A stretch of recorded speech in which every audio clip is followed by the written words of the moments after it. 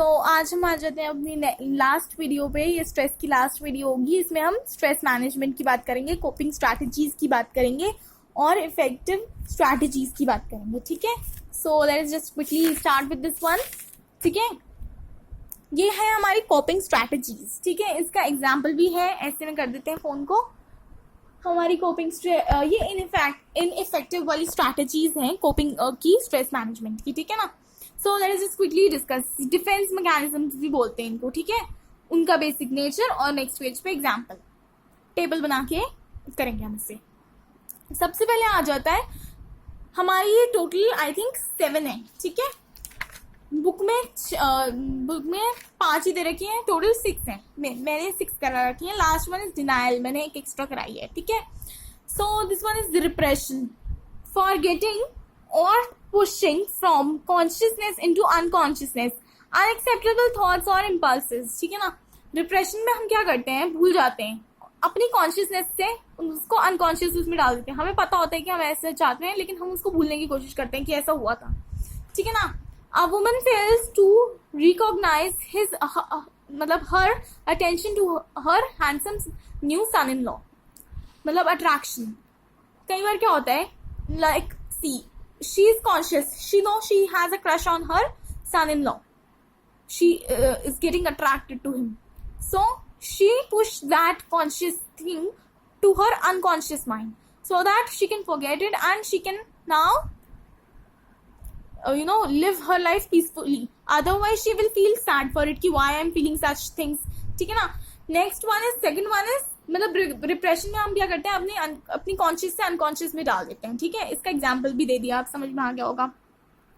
Rationalisation, conjuring up socially acceptable reasons for thoughts or actions based on unacceptable motives। हम कुछ ऐसे reasons दे देते हैं जो acceptable हो ऐसी चीज के लिए जो हमने unacceptable कर दी हो। कोई अनएक्सेप्टेबल चीज जो हम करते हैं उसके लिए हम अच्छे से लॉजिक ढूंढ के जब देते हैं तो उसको हम बोलते हैं rationalisation. A young woman explains that she ate an entire chocolate cake so that it wouldn't spoil in the summer heat। एक यंग सी लड़की या वुमन कह सकते हो, ate an entire chocolate cake and then gave the reason कि ये सड़ जाता, समर की गर्मी में खराब हो जाता, सड़ जाता, इसलिए मैंने ये खा लिया। So that was giving acceptable reasons for unacceptable things which you have done. Next one is displacement, redirecting an emotional response from a dangerous subject to a safe one। जब हम ऐसे रिडायरेक्ट करते हैं किसी इमोशनल रिस्पॉन्स को, ठीक है, कि डेंजरस ऑब्जेक्ट से सेफ वन पे, यानी कि अपना गुस्सा किसी और चीज पे उतार देना। जैसे कि you must have seen people breaking glasses, tearing newspapers, throwing things from here to there। That is displacement। कि जिस चीज पे गुस्सा, अगर उनको टीचर पे गुस्सा आ रहा होगा, टीचर से लड़ के आए होंगे, मतलब टीचर से डांट खा के आए होंगे स्कूल में, टीचर को तो कुछ कह नहीं सकते, टीचर से थप्पड़ खाया होगा लेकिन टीचर को तो कुछ कह नहीं सकते, लेकिन आके दे आर टीयरिंग न्यूज़पेपर्स और फाइटिंग फ्रॉम देयर मॉम, जिनको कुछ कह सकते हैं। ठीक है ना, and over here the same case the example is given, a man redirects his anger from his boss to child. Boss पे तो गुस्सा उतार नहीं सकते, तो चलो बच्चे पे उतार दिया आपने, या अपनी वाइफ पे भी उतार देते हैं कई लोग।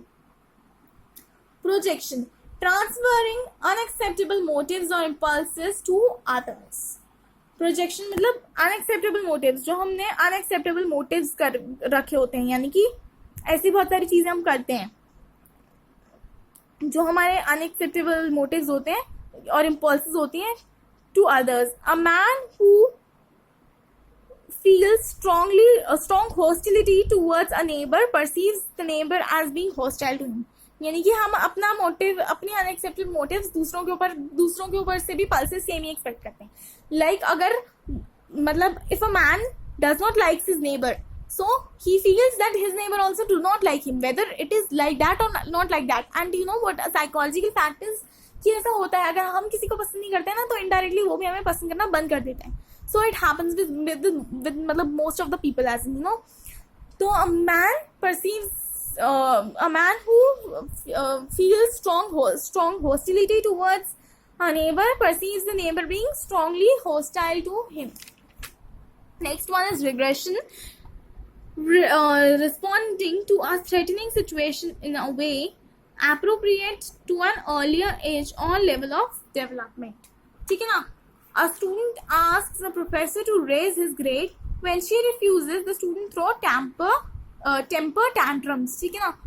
कि हम लोग क्या करते हैं, कभी कभी ऐसे रिस्पॉन्ड करते हैं जैसे कि हम पिछले लेवल ऑफ उसमें करेंगे, मतलब कि कॉलेज में जाके भी वो स्कूल के बच्चों की तरह, यानी कि और बल्कि बहुत छोटे बच्चों की तरह, कि जब वो कहता है कि मैम मेरे ग्रेड बढ़ा दो और वो मना कर देती हैं कि मैं तुम्हारे ग्रेड नहीं बढ़ा रही हूँ, so the student throws temper tantrum, मतलब एक और मेच्योरिटी लेवल कम हो जाता है इससे आपका रिग्रेशन में. ठीक है ना. Denial. Last one is it involves blocking of external events from awareness of some situation in just too much to render the person refuses to experience it. कभी कभी लोग इतना डूब जाते हैं किसी किसी चीज में कि वो एक्सेप्ट ही नहीं करते. Like most of the people. इसमें एक एग्जाम्पल और है, बहुत अच्छा एग्जाम्पल है इसका भी, लेकिन मैं भी एक अच्छा एग्जाम्पल दूंगी कि हम फोन के लिए बोलते हैं स्टूडेंट्स को या बच्चों को कि तुम्हारे को 1 घंटा हो गया, you have seen so many videos on YouTube, now just stop, otherwise your eyes will destroy, you will destroy your eyes, you will not be able to see properly, you will get specs or something like that. They say कि we have just watched 2-3 videos and this is not much, so they do not accept their things like that way. So और इसका एक और example ये भी है, smokers may refuse to render that smoking is harmful for them as well as persons near them. Smokers जो होंगे वो कभी भी एक्सेप्ट नहीं करेंगे कि जो स्मोकिंग वो कर रहे हैं उससे उनको या उनके एनवायरनमेंट में किसी को हार्म होने वाला है. They never accept it. ठीक है. नेक्स्ट चीज पे आ जाते हैं. अब ये थी हमने इनइफेक्टिव स्ट्रैटेजीज पढ़ी, वो थी इनमें हमारी कोपिंग में 2 ही चीजें होती हैं, इफेक्टिव और इनइफेक्टिव स्ट्रैटेजीज. इनइफेक्टिव हमने कर ली, दैट वर डिफेंस मैकेनिज्म्स. अब हम आ जाते हैं इफेक्टिव पर. इफेक्टिव में managing stress some useful tactics. ठीक है ना. पेज नंबर 461 पर है ये. ठीक है ना. यही हम पढ़ रहे हैं. पेज नंबर 461 के नोट्स बनाए हुए हैं मैंने शॉर्ट में. You can read it from your Baron also. Psychological coping techniques. Problems जैसे कि हमारी इसमें आती है tense muscles, racing pulse, pounding heart, dry mouth, queasy stomach, sweating. ठीक है ना. साइकोलॉजिकल में क्या होता है, जब हमारे को स्ट्रेस होता है तो हमें हमारी मसल्स जो हैं वो टाइट हो जाती हैं एकदम. रेसिंग पल्स, हमारी जो पल्स रेट होती है वो बढ़ जाती है. पाउंडिंग हार्ट, धक धक नहीं, मतलब लप एंड डप sound increases. Okay. Dry mouth, गला सूखने लगता है. क्वीजी स्टमक, गुड़गुड़ होने लगती है पेट में. Sweating, you sweat. इसकी कोपिंग की टेक्निक्स ऐसे हो सकते हैं relaxation, yoga, exercise, running, breathing या long breathing exercises and meditation से आप कोप कर सकते हो. फिजियोलॉजिकल कोपिंग स्ट्रैटेजीज ये हो गई आपकी. ठीक है ना. फिजिकल एक्सरसाइजेज करके. Behavioural coping techniques. One method of is time management. Behavioural से में आप एक काम कर सकते हो कि आप टाइम मैनेजमेंट कर लो. कई बार हमारा बिहेवियर इसलिए भी खराब हो जाता है क्योंकि हमारे मैनेजमेंट स्किल्स उतने अच्छे नहीं होते. Learning how to make time work for us instead of against us, कि हम जो है टाइम अपने लिए टाइम को चलाएं, ना कि हम टाइम के लिए चलें. Adhering to a well-planned schedule can help us make more efficient use of our time and eliminate behavior that influence with our main goals. अगर हम जो है टाइम को अच्छे से यूटिलाइज करेंगे तो शायद हमें प्रॉब्लम इतनी ना हो. ठीक है ना. अब ये 461 पेज पर ही मैं तुम्हें थोड़ी सी कॉग्निटिव ये वाली स्ट्रैटेजीज बताऊंगी. कॉग्निटिव बोल रही, बिहेवियरल की स्ट्रैटेजीज बताऊंगी. टाइम मैनेजमेंट कैसे लर्न कर सकते हो. ठीक है ना. Each day make a list of things you want to accomplish, कि आज मुझे क्या करना है वो सुबह उठते ही आप लिख लो. ठीक है ना, कि ये सब करना है मुझे. प्रायोरिटाइज योर लिस्ट, यानी कि टफेस्ट थिंग्स पहले लगाना. Save the easy task for later so that when you are low on energy, जब आप थक गए हो, थके आ रहे हो, तो भी आप कर सको वो काम.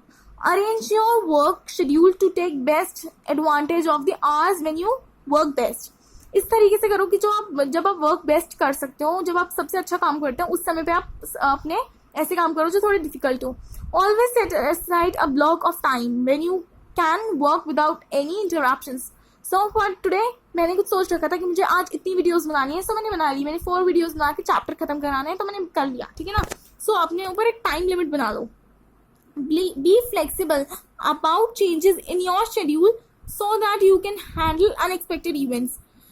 अपने आप को फ्लेक्सिबल रखना चाहिए. कभी कभी बच्चों में क्या मैंने देखा है कि अगर वो पढ़ रहे हैं, उनको किसी ने थोड़ा सा भी डिस्टर्ब कर दिया, कभी कभी तो वैसे पढ़ ही नहीं रहे होते हैं, most of the time phone में ही लगे हुए होते हैं, लेकिन तभी भी उनके अंदर प्रॉब्लम्स आने लग जाती हैं कि ऐसे क्यों बोल दिया, मैं पढ़ रहा हूँ, मेरा पढ़ने का टाइम है. You should be flexible. अगर तुम्हारे घर में कोई प्रॉब्लम आ गई है, ठीक है ना, if there is some problem then you can also, you must be able to handle it. You have to be flexible enough, ठीक है ना, कि अगर कोई अनएक्सपेक्टेड इवेंट हो गया है तो आपको स्ट्रेस ना हो उससे. Set aside time in your daily schedule for exercise such as jogging, aerobics or brisk walking. You'll find that time spent in these activities is well worth it and may even increase your productivity. इससे आपकी productivity बढ़ेगी. अगर आप exercise करो, थोड़ी योगा वोगा करो तो और अच्छा रहेगा. Set aside some time each day or week in which you always do some planned leisure activity. Everybody needs a break. एक हफ्ते में एक बार कोई मूवी देखना, कुछ कुक करना या कुछ ऐसा ऐसा, मतलब अपने लिए कोई लीजर एक्टिविटी भी रखनी चाहिए जिससे कि आपको ब्रेक मिल जाए. एवरीबडी नीड्स अ ब्रेक, ठीक है ना. So this is there. और उसके बाद हमारी थर्ड चीज आ जाएगी so this was cognitive coping strategies. Behavioural में भी थोड़ी सी कॉग्निटिव आएगी. कॉग्निटिव से ये टाइम मैनेजमेंट आएगा. इसमें आप लिखोगे टाइम मैनेजमेंट, और कॉग्निटिव में तो सिर्फ यही आएगा. और एक चीज और आप कर सकते हो, cognitive restructuring. It is given on page number 462 over here. A method of reducing stress by adjusting cognitive appraisals of stressors. Clients learn to monitor and modify their self-talk and coping strategies. अपने आप से बात करके देखो कभी, ठीक है ना. You know what? If you talk to yourself, you increase your intelligence a lot. So you know, when I took psychology, I keep talking to myself at that time. Means कभी कभी लोग ये भी सोचते होंगे देखिए कि पागल है, लेकिन you know it is very important to talk to ourselves so that we can know कि व्हाट वी एक्चुअली वांट, ठीक है ना. अब last but not the least we have is yoga. You know it is also effective strategy of stress, ठीक है. So this is the 532 page number of Barron yoga. इसमें से आपको बहुत ज्यादा नहीं पढ़ना है. इसमें आपको सिर्फ इतना याद करना है कि the objective of yoga is चित्ता वृत्तिनिरोध और restraining of the mental modifications and realization of true self, ताकि हम अपने आप को रियलाइज कर सकें, ठीक है ना. एक एक लाइन याद करनी है और एक एक इनका वो याद करना है. So basically first is there are 8 things in yoga. First one is yama. Yama is social behaviour, how you treat others and the world around you, कि आप दूसरों को और अपने आसपास के वर्ल्ड को कैसे ट्रीट कर रहे हो, ठीक है ना. इसमें से आप कुछ भी ले सकते हो, जैसे कि I am taking Satya over here. Truthfulness यानी कि टेल नो लाइज, ठीक है ना. और एक और याद कर लो, brahmacharya, celibacy, purity of sexual life. You should be pure of these things so then you can be a pure soul, ठीक है ना. असत्य, asteya, non stealing, do not steal material objects और बिलोंगिंग टू अदर्स, ठीक है ना. किसी और की चीजें चोरी नहीं करनी चाहिए. Do not steal materialistic objects, ठीक है ना. Satya, asteya, non stealing. Brahmacharya is quite over, ठीक है ना. So we are not taking brahmacharya. No, yama हमने कर लिया, ठीक है ना. यामा में से यू कैन टेक 2. यामा मतलब you can, how you treat the world around you. Niyama basically, नियम इज रूल्स, ठीक है ना. It is the inner discipline and responsibility how we treat others. So you can take shaucha. Purity is achieve through practice of 5 yamas which help clear the negative physical and mental states of being, ठीक है ना. और उसके बाद santosha, contentment. Cultivate content and tranquility by finding happiness with what you have and who you are, यानी कि अपने आप से सेटिस्फाई रहो, कंटेंटमेंट रहो, फुलफिल्ड रहो, कि जो आप हो उससे आप खुश हो. You have to learn any one, that is why I am telling you 2, ठीक है ना. इन दोनों में से कोई एक याद कर लोगे तो बहुत कन्वीनियंट हो जाएगा. कि अपने अंदर से फील करो, कि अपने अंदर से हैप्पीनेस लाओ, ठीक है ना. What you are and who you are, जो आप हो और कौन आप हो उससे ही आप खुश रहो, ठीक है. Now the third one is asana. ये रहा आसनास, ठीक है. दीज आर स्पेसिफाइड पैटर्न्स और postures that stabilize the mind and body. ऐसी बहुत सारी चीज़ें होती हैं, आसन करो बोलते हैं ना योगा वाले सारे, कि अपनी कुछ ऐसे पोस्चर्स होते हैं कि इनमें आप, और पैटर्न्स होते हैं कि जिनमें आप बैठोगे तो आपका माइंड और बॉडी क्या हो जाएंगी, स्टेबलाइज हो जाएंगी, यानी कि सब अच्छा हो जाएगा। इसमें आप मेडिटेटिव भी हो सकते हैं, ये स्ट्रेचिंग वाले भी हो सकते हैं, ये रिलैक्सेटिव भी हो सकते हैं, ठीक है ना। उसके बाद आएगा pranayama. It refers to regulation of breath, how you inhale and exhale breath, you should meditate, ठीक है ना, एक तरह से मेडिटेशन वाली बात हो गई प्राणायाम। उसके बाद आएगा आपका प्रत्याहार। It involves withdrawal of the senses that occurs during meditation, breathing exercises or practice of yoga postures anytime when you are directing your attention inward. Concentration in yoga room or the board room is battled with distracting senses. Now see, basically pratyahara, ठीक है ना, इसका मतलब ये हो गया कि आप योगा पोस्चर्स जब कर रहे हो, ठीक है ना, किसी भी योगा रूम में या बोर्ड रूम में जब भी आप कर रहे हो तो ऑब्वियसली डिस्ट्रैक्शंस होने लगते हैं। You know what, when I started doing yoga at that time, और whenever I used to do meditation और एनी अदर एक्सरसाइज, मतलब एवरीवन, मतलब जिसको भी बोलते हैं कि जो भी बोलता था कि सांसों पे ध्यान दो, सांसों पे ध्यान दो, तो इंस्टेड ऑफ गेटिंग डिस्ट्रैक्टेड, वैसे तो मन में बहुत सारी चीज़ें आती हैं, लेकिन जब मैं सांसों पे ध्यान देने लगती थी तो कि सांस पे ध्यान देना है, तो when I used to deep breath, so I used to imagine heart का डायग्राम मुझे याद आ जाता था, बायोलॉजी के सारे डायग्राम मुझे याद आ जाते थे, लंग्स के भी आ जाते थे। So you easily get distracted. Now you just need to, what you need to think is at that time breathing पे concentrate करना. That is very difficult. That is why you know you all are not able to do. ये सब हम कर सकते हैं, आसन कर सकते हैं, लेकिन उस समय भी हमें अपना माइंड खाली रखना होगा. We should be free of all the फालतू के जो ये विचार होते हैं, उनसे हमें अलग होना होता है. But that is not actually possible for us because we have so many things. अगर हम ये भी अब एक्सरसाइज करने जाते हैं तो समटाइम्स आई रिमेंबर साइकोलॉजी, कि साइकोलॉजी ने बोला इसलिए कर रही हूँ, ठीक है. चलो नेक्स्ट पे आ जाते हैं, instead of wasting much time. Dharana और concentration. It involves teaching the mind to focus on one point और इमेज. ये करना तो सबसे डिफिकल्ट है, ठीक है ना. यानी कि concentration is binding thought in one place. Concentration क्या होता है कि अपना जो थॉट है, अपने सारे जो विचार हैं, उनको एक जगह लगाना. पतंजलि ऐसा बोलता है.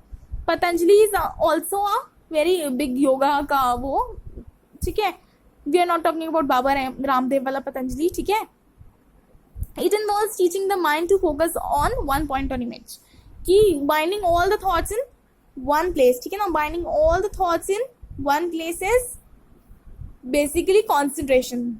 ध्याना होगा ये, अच्छा धराना और कॉन्सेंट्रेशन, धरना और concentration. Next is dhyana. It involves uninterrupted meditation. ध्यान लगाओ, बहुत बार सुना होगा, ध्यान लगाओ. Uninterrupted meditation is known as dhyana. The goal of meditation is heightened awareness and oneness with universe. How do you tell the difference between concentration and meditation? If there is awareness of distraction, you are only concentrating and not meditating. The calm achieved in meditation spills over into, once you learn how to do meditation or how to meditate during a hectic day at work, shopping for groceries और कुछ भी, इसमें भी आप ध्यान लगाते हो, मतलब हमारा ध्यान हैलोवीन पार्टी ये सब चीज़ों में चला जाता है, लेकिन मेडिटेशन में वो ध्यान लगा नहीं जाएगा इधर उधर. आपका जो ध्यान जाएगा इधर उधर, वो जाएगा उसमें कंसंट्रेशन में इधर उधर हो सकते हो, लेकिन ध्यान में इधर उधर नहीं हो सकते. The last one is samadhi. It is the ultimate goal of eightfold path to yoga. ये हमारा अल्टीमेट गोल होता है कि समाधि लेना. This is the pure contemplation, super consciousness in which knower and known become one. Those who have achieved samadhi are enlightened. Paramahansa Yogananda called it the state of God union. जो लोग समाधि ले लेते हैं वो गॉड से, यानी कि भगवान से जुड़ जाते हैं, गॉड से यूनाइट हो जाते हैं. So when you do eightfold yoga, you become united to God according to these effective strategies of coping stress. ठीक है ना. So this was the last. So do subscribe to my channel and like my videos, share my videos with your friends who have psychology, so that you all understand better. And thank you and have a nice day, you all. give your exams with great, feelings, and all the best to all of you.